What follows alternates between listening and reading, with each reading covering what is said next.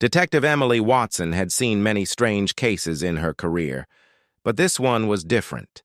The suspect, Daniel Collins, had been found at the scene of a brutal murder, covered in the victim's blood. All the evidence pointed to him but his. Story was anything but ordinary. "I swear it wasn't me," Daniel insisted, his eyes wide with desperation. "It was my twin brother, Derek. He's the one who did it." Emily exchanged a skeptical glance with her partner, Detective Jack Thompson. "Your twin brother?" she asked, raising an eyebrow. "There's no mention of a twin in any of your records." Daniel's hands trembled as he spoke. "We were separated at birth. I didn't know about him until recently. He found me, and things started to go wrong." Emily and Jack decided to investigate Daniel's claim, although they both doubted its validity. They started by looking into Daniel's past, but there was no record of a twin brother. Daniel's parents had died in a car accident when he was just a child, leaving behind no clues about a second son. As they delved deeper into the case, they interviewed Daniel's friends and acquaintances. Most of them described him as a quiet, unassuming man who kept to himself. No one had ever heard him mention a twin brother. "We're not getting anywhere," Jack muttered in frustration. "This twin brother is either a figment of Daniel's imagination or he's hiding something much bigger." Emily nodded, her mind racing.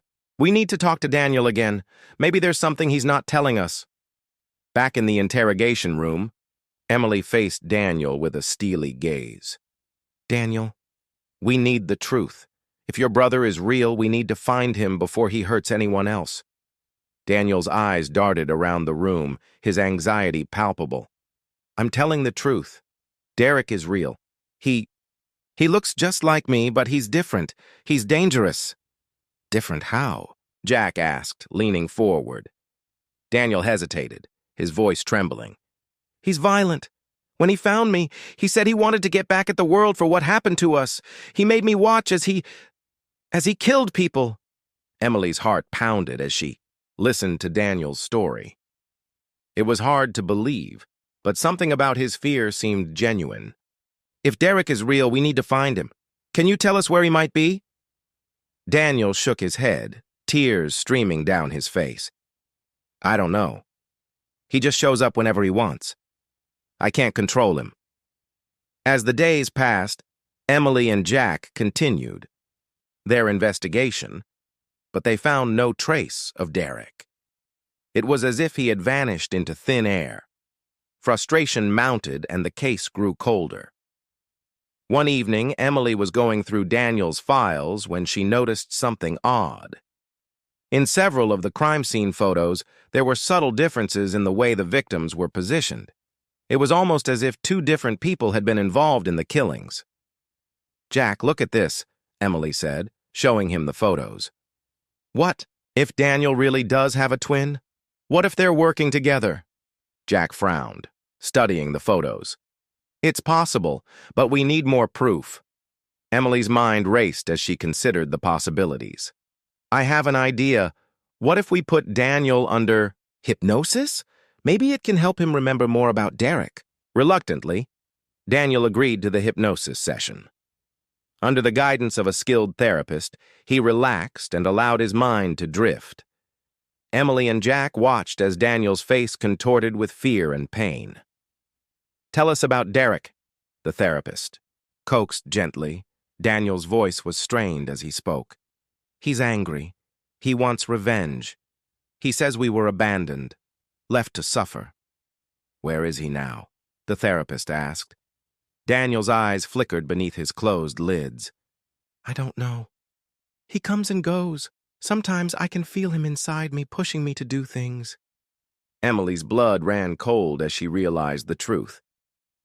"It's not a twin," she whispered to Jack. "It's a split personality. Daniel has dissociative identity." "Disorder."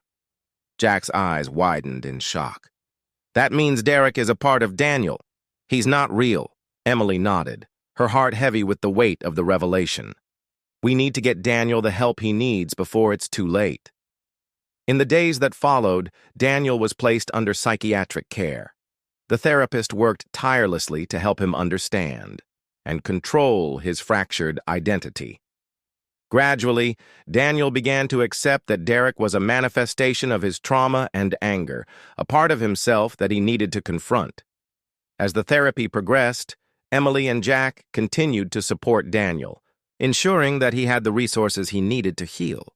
They also revisited the crime scenes, piecing together the evidence with a new understanding of Daniel's condition. One evening, Emily received a call from the therapist. "Detective Watson, Daniel has made a breakthrough. He's ready to talk about the night of the murder." Emily and Jack rushed to the psychiatric facility where they found Daniel sitting calmly, his eyes clear and focused. "I remember everything now," Daniel said, his voice steady. "Derek took over that night. He made me do it, but I accept that he's a part of me. I have to face what I've done."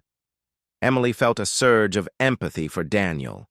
He was a victim of his own mind, trapped in a battle he hadn't chosen. "We're here to help you, Daniel. We'll make sure you get the support you need." As the case drew to a close, Emily reflected on the journey they had taken. The truth was more disturbing than she had ever imagined, but it had also opened her eyes to the complexities of the human mind. She knew that there were many more stories like Daniel's, hidden beneath the surface, waiting to be uncovered. With Daniel's confession, the case was finally resolved. The courts took into account his mental health condition and sentenced him to a secure psychiatric facility where he could receive ongoing treatment. Emily and Jack continued their work, but the memory of Daniel Collins stayed with them, a reminder of the fragile line between reality and the mind's darker recesses. In the end, they had found the truth not in the existence of a long-lost twin, but in the fractured identity of a troubled man. It was a case that had changed them both, challenging their perceptions and deepening their compassion for those whose battles were fought within.